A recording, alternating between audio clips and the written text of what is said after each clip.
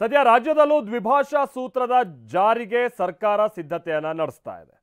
ಮೊನ್ನೆ ತಾನೇ ಮುಖ್ಯಮಂತ್ರಿಗಳು ಹೇಳಿದ್ರು ನನ್ನ ಆಸೆ ಅಂತೂ ದ್ವಿಭಾಷಾ ಪದ್ಧತಿ ಅನ್ನುವಂಥದ್ದು ಅಥವಾ ದ್ವಿಭಾಷಾ ಸೂತ್ರ. ಈಗಿರುವಂಥ ಮೂರು ಭಾಷೆಯ ಸೂತ್ರ ಏನಿದೆ ನನ್ನ ಆಶಯದಂತೆಯೇ ಎಲ್ಲರನ್ನೂ ಕನ್ವಿನ್ಸ್ ಮಾಡಿ ಸಂಪುಟ ಸಭೆಯಲ್ಲಿ ನಿರ್ಧಾರಕ್ಕೆ ಬರೋ ಪ್ರಯತ್ನ ಮಾಡ್ತೀನಿ ಅಂತ ಮುಖ್ಯಮಂತ್ರಿಗಳು ಹೇಳಿದ್ರು. ಈಗ ಕರಡು ತಯಾರಿಗೆ ಕನ್ನಡ ಹಾಗೆ ಸಂಸ್ಕೃತಿ ಇಲಾಖೆ ಮುಂದಾಗಿದೆ ಅನ್ನುವಂಥದ್ದು ಗೊತ್ತಾಗ್ತಾ ಇದೆ. ನಿಮಗೆ ಗೊತ್ತಿರಲಿ ಮಹಾರಾಷ್ಟ್ರದಲ್ಲಿ ಏನೇನು ಆಗ್ತಾ ಇದೆ ಅನ್ನುವಂಥದ್ದನ್ನು. ಹಿಂದಿ ಹೇರಿಕೆಯ ವಿರುದ್ಧವಾಗಿ ಅಲ್ಲಿನ ಮರಾಠಿಗರು ಸಿಡಿದೆದ್ದಿದ್ದಾರೆ. ತಮಿಳುನಾಡಿನಲ್ಲೂ ಕೂಡ ಹಾಗೆ ಆಗಿದೆ. ಈಗ ಟಿವಿ9ಗೆ ಕನ್ನಡ ಸಂಸ್ಕೃತಿ ಸಚಿವ ಶಿವರಾಜ್ ತಂಗಡಗಿ ಕೊಟ್ಟಿರುವ ಹೇಳಿಕೆ ಪ್ರಕಾರವಾಗಿ ಕಾನೂನು ಇಲಾಖೆಯ ಜೊತೆಗೆ ಚರ್ಚೆ ನಡೆಸೋದಕ್ಕೆ ಚಿಂತನೆ ನಡೆದಿದೆ. ಕರಡು ಪ್ರತಿಯನ್ನ ಸಿದ್ಧಪಡಿಸಿದ ಬಳಿಕ ಸಿಎಂ ಜೊತೆ ಚರ್ಚೆ ಮಾಡ್ತೀನಿ ಅಂತ ಹೇಳಿದ್ದಾರೆ.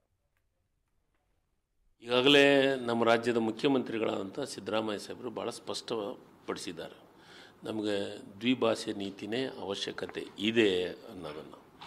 ಈಗಾಗಲೇ ಮಹಾರಾಷ್ಟ್ರ ಮತ್ತು ತಮಿಳುನಾಡೊಳಗೆ ಈ ದ್ವಿಭಾಷೆ ನೀತಿಯನ್ನು ಅನುಸರಿಸಬೇಕು ಅಂತ ಈಗಾಗಲೇ ಕಾನೂನನ್ನು ತಂದಿದ್ದಾರೆ. ಈಗ ಅದ್ರ ಬಗ್ಗೆನೂ ನಾನು ಸನ್ಮಾನ್ಯ ಮುಖ್ಯಮಂತ್ರಿಗಳು ಈಗಾಗಲೇ ಆ ಕನ್ನಡ ಭಾಷೆ ವಿಚಾರದ ಬಗ್ಗೆ ಈಗಾಗಲೇ ಸ್ಪಷ್ಟಪಡಿಸಿದ್ದಾರೆ.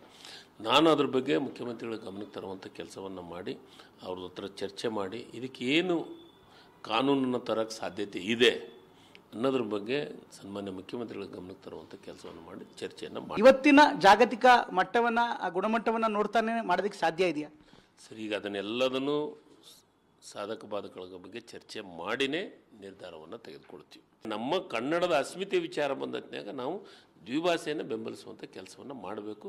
ಕನ್ನಡಿಗರು ಇದನ್ನು ಅರ್ಥಕೊಳ್ಬೇಕು. ಹಿಂದಿ ಬಲವಂತದ ಏರಿಕೆ ಬೇಡ. ಹಿಂದಿ ಕಲಿತಿದ್ರೆ ಕಲೀಲಿ. ಅವರಿಗೆ ವೈಯಕ್ತಿಕ ಆಸಕ್ತಿ ಇದ್ದರೆ ವೈಯಕ್ತಿಕ ಇದಿದ್ರೆ ಕಲೀಲಿ, ತಪ್ಪಲ್ಲ. ಆದರೆ ಅದನ್ನು ಬಲವಂತದ ಏರಿಕೆ ಇದಲ್ಲ, ಅದನ್ನು ನಾವು ವಿರೋಧಿಸ್ತೀವಿ.